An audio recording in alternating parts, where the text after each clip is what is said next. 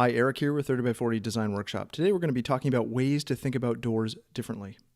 The massive doors of the great cathedrals in Europe were intentionally designed as humbling constructions. That's because door size and treatment in architecture are excellent ways to shift scale with little effort. By contrast, residential construction has historically employed essentially one size door, 3 feet wide and 7 feet tall, drawn from the rough proportions of its inhabitants. With common ceiling heights in the 8 to 9 foot range, these doors act as apertures in wall planes, framed openings touching neither the ceiling or adjacent walls. While this size of door functions well, allowing us to bring in our groceries, keep cool and warm air inside or outside, and have both openness and privacy, doors can be so much more. Subtly shifting our thinking about doors as just apertures or openings to thinking about them as wall elements that pivot or slide can create myriad design possibilities. Onyx fills a thick steel frame that spans the entire entryway here, challenging the very notion of what a door can be. Pivoting hardware sets the door in the floor and ceiling, which suggests passing through a secret wall. One can imagine that when closed, the door functions as an elegant, luminous art object. The door here reaches vertically to touch the ceiling. It's clearly larger than it needs to be functionally, and thus is playing by a different set of rules. Notice that it matches precisely the proportion of the glazed opening. I particularly like that the solid mass of the island contrasts the glazed opening, while the open walkway leads to the solid door. These reversals and contrasts are complex and engaging experiences, enhanced by the bold door choice. Large sliding doors span floor to ceiling and move completely clear of the opening to create a seamless connection between indoors and out. The color and frame size of the doors match the window system above.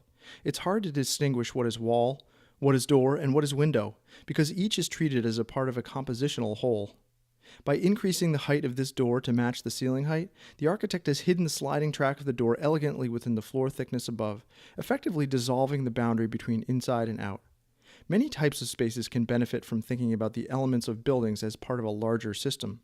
Doors specifically tailored to room dimensions are strong statements of intent in design. By contrasting the frame of this door with the entry hall it presides over, the architect has signified this is an important threshold linking inside and out. The scale denotes front door and, more important, sets up the experience of the space beyond. The glazed entry door becomes a frame for the views that unfold upon entry. In a home full of layered axial views and transitions, the front door sets the stage for this experience. Relatable size and material tie these elements together. The designer has treated this passage door much like the cabinetry as a fine furniture piece. Whether open or closed, this door feels like a part of the overall composition of the shelving unit. Integrating passage doors into walls of cabinetry establishes a common language between elements. This is an advantage in spaces where many disparate elements are closely positioned. This door becomes another planar element in the room's composition. Note how everything in this space supports this treatment. The cabinetry spans wall to wall, floating above the floor. The mirror fills the alcove. The plane of the floor is a contrasting material. Each element is treated as a plane that extends to an adjacent plane. These gestures, while simple, all work to reinforce one another. The floor-to-ceiling pocket doors effortlessly change the nature of a space. When they're open, space and light flow freely between rooms. When they're closed, the large pane of etched glass provides privacy while remaining luminous. Simple closet doors conceal storage and clutter here, but because they've been extended from floor to ceiling and wall to wall and have no trim, they form clean planes that fit with the aesthetic of the room. When closed, the doors become a warm wood accent wall. Small spaces, where each surface carries greater weight, can benefit enormously from this kind of treatment. Here's another example of a sliding door functioning as a wall. The architect made a conscious decision to conceal the sliding track in the ceiling to allow the proportions of the room and the adjacent stone wall to dictate the panel size, rather than the opening it's meant to conceal. So the wall panel has become another tonal element in the architectural material palette, along with the wood floor and stone wall. It's rendered here in wood, but a sliding door panel such as this could be almost any material: cast glass, perforated metal, etched stone, and function as both a sliding art object and a door. This so-called transformer loft illustrates the degree to which a space can be manipulated and changed by the use of doors as sliding walls that separate space. The door track, barely visible in the ceiling, allows this large room-dividing door to create a private sleeping space within the larger living volume.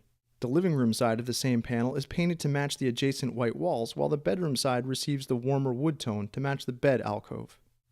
The structure here dictated the scale of the pivoting door. A door sized to the proportion of a person would have meant more divisions in the wall and more separation between inside and out in this design, which relies instead on breaking down those barriers. Care has been taken to match the size of the stone threshold to the size and reach of the pivoting door, lending the open panel a natural point of repose. The sliding glazed door panel here matches the proportion of the exterior wall openings, reinforcing the translucent, light-filled bathroom. When closed, it completes an all-glass wall that divides the bath from the room, while windows separate it from the outside. Commercial and industrial door systems are excellent devices for changing perception of scale, too. In this shower wall, small mullion divisions stack to make this space seem taller than it is. Bringing an exterior window and door system inside has created an interesting public counterpoint to a very private space. The door here is one part in a larger ordering system, and the system itself lends a refined industrial flair to the space.